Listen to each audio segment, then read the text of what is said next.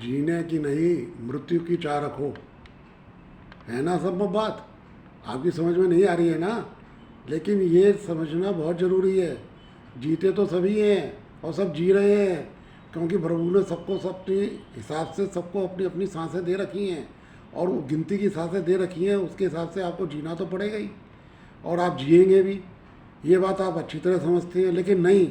क्या आप मुझे एक बात बताएं, क्या मैं प्रभु है ना आपको इजाज़त दे देते हैं, आपको स्वीकृति दे देते हैं कि आप 300 साल जियो, क्या आप 300 साल जी सकोगे?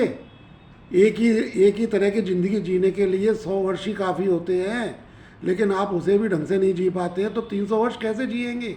अमर होना चाहते हो जाओ अमर, लेकिन क्या एक ही तरह का जीवन जीने से कभी उकताओगे नहीं?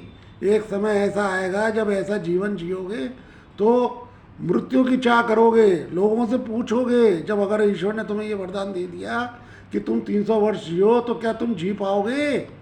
लोगों से पूछोगे कि प्रभु ने मुझे वरदान तो 300 वर्ष का दे दिया, भाई मैं तो जीते जीते थक गया, अब तो मुझे मृत्यु दिलवा दो। लेकिन तब तुम्हें मृत्यु कोई नहीं दिलवाएगा, तो तुम्हें जीना ही पड़ेगा 300 वर्ष तक। और 300 वर्ष तक जीने में तुम्हारी हालत वो हो जाएगी, तुम एड़ियाँ रगड़ते रहोगे, मृत्यु की चाह करते रहोगे, लेकिन मृत्यु तुम्हें नहीं प्राप्त होगी।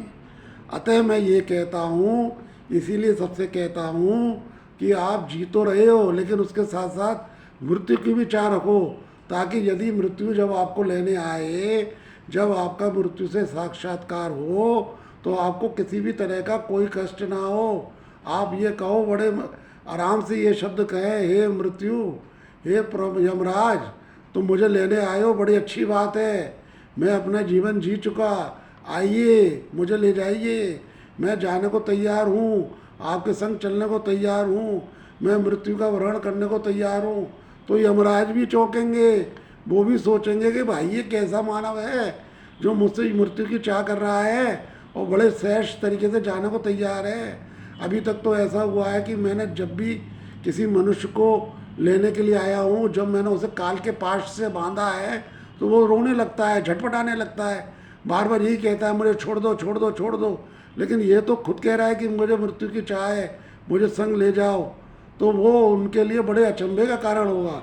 हकीकत यही है कि जितना जीवन हमें जीना है वो प्रभु ने तय कर रखा है, सांसें तय कर रखी हैं, हमें अपना जीवन जीना है, वो प्रभु को भी मालूम है, हमें भी मालूम है। तो इससे अच्छा तो ये है ना कि जीवन तो जीते जाओ, और अच्छी तरह से जियो, और खुल के जियो, और खुशी से जियो, और साथ साथ अपनी मृत्यु की चाह भी करते जाओ। हे प्रभु, जब मेरी मृत्यु आए तो मैं चुपचाप शांति से चला जाऊँ, मुझे घिसट घिसट के नहीं मरना पड़े।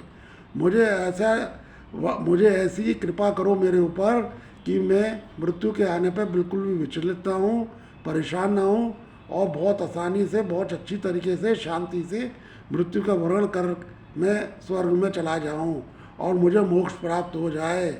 यदि ऐसी आप प्रार्थना करते रहेंगे और जीवन जीते रहेंगे, प्रभु आपकी अवश्य मदद करेंगे, अवश्य मदद करेंगे, अवश्य मदद करेंगे। ये मैं कहता हूँ, बल्कि मैं क्या कहता हूँ, मेरे प्रभु मुझसे कहलवाते हैं आपके लिए।